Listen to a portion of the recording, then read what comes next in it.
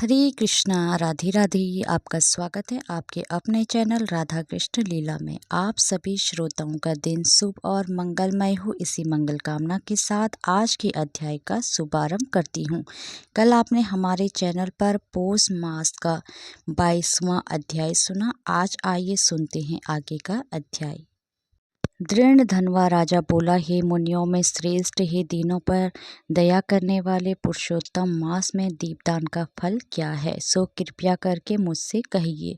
श्री नारायण बोले, इस प्रकार राजा दृढ़ धनवा के पूछने पर अत्यंत प्रसन्न मुनियों में श्रेष्ठ वाल्मीकि मुनि ने हंसते हुए विनीत अत्यंत नम्र राजा दृढ़ धनवा से कहा।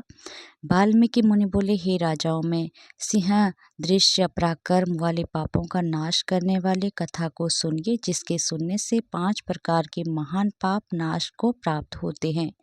सौभाग्य नगर में चित्रबाहु नाम से प्रसिद्ध बड़ा बुद्धिमान अत्यंत बलवान राजा था। वह क्षमाशील, समस्त धर्मों को जानने वाला, शील रूप और दया से युक्त, ब्राह्मणों का भक्त, भगवान का भक्त, कथा के श्रवण में तत्पर, हमेशा अपनी स्त्री में प्रेम करने वाला, पशुपुत्र से युक्त, चतुरंगणी सेना से युक्त, ऐश्वर्य में कुबेर के समान था। उसके चंद्रकला नाम की स्त्री 64 कला को जानने वाली, पतिव्रता, महान भाग्यवती, भगवान की भक्ति करने वाली थी।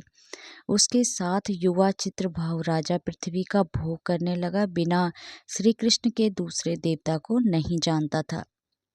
एक दिन पृथ्वी पति राजा चित्रबाहु ने दूर से ही आए हुए मुनियों में श्रेष्ठ अगस्त्य मुनि को देखकर पृथ्वी में दंडवत प्रणाम करके उनकी विधि पूर्वक पूजा की और भक्ति से आसन देकर मुनि श्रेष्ठ के सम्मुख बैठ गया।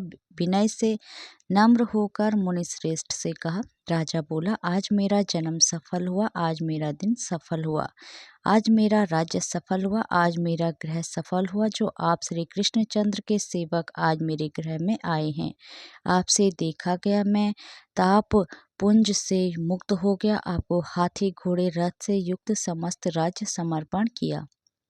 हे मुनि श्रेष्ठ, आप वैष्णव हो, आपके लिए कोई भी अदेय वस्तु नहीं है। वैष्णव को थोड़ा भी दिया हुआ मेरु पर्वत के समान होता है, जो कौड़ी के बराबर शाक अथवा उत्पन्न अन्न जिस दिन वैष्णव ब्राह्मण को नहीं देता है, वह उस दिन उसका विफल है, ऐसा वेद के जानने वालों ने कहा है।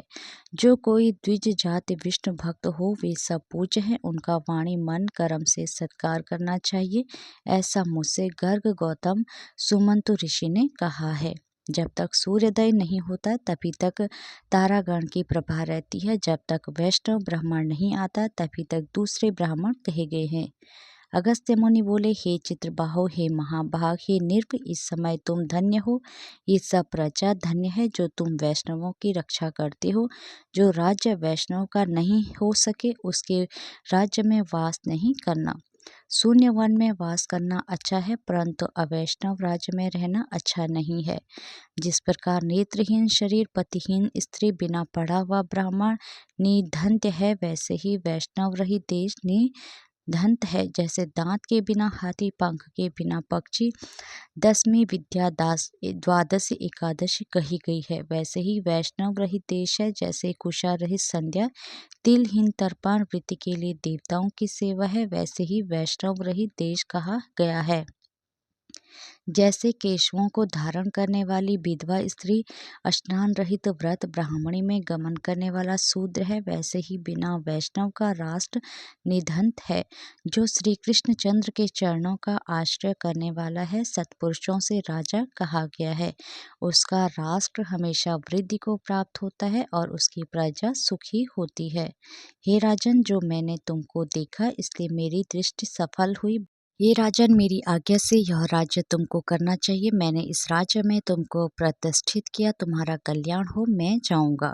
श्री नारायण बोले, इस प्रकार कहकर जाने की इच्छा करने वाले श्रेष्ठ मुनि अगस्त्य को चित्रबाहु राजा की पतिव्रता स्त्री ने परम भक्ति के साथ प्रणाम किया। अगस्त्य मुनि बोले, हे शुभे, तू सदा सौभाग्यवती हो और भक्ति से पति की सेवा कर।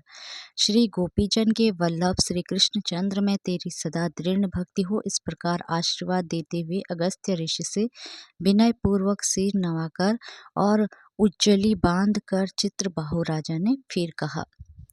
चित्रभाव बोला, हे विप्र, यह विपुल लक्ष्मी कैसे हुई, निष्कंठ राज्य कैसे हुआ, यह मेरी स्त्री इतनी पतिव्रता कैसे हुई, और मैंने कौन सा पुण्य किया था। हे विपेंद्र, यह सब मेरे से आप कहिए, मैं आपकी शरण में आया हूँ। हे मुनिश्रेष्ठ, आप हाथ में स्थित दर्पण के समान सब जानते हो।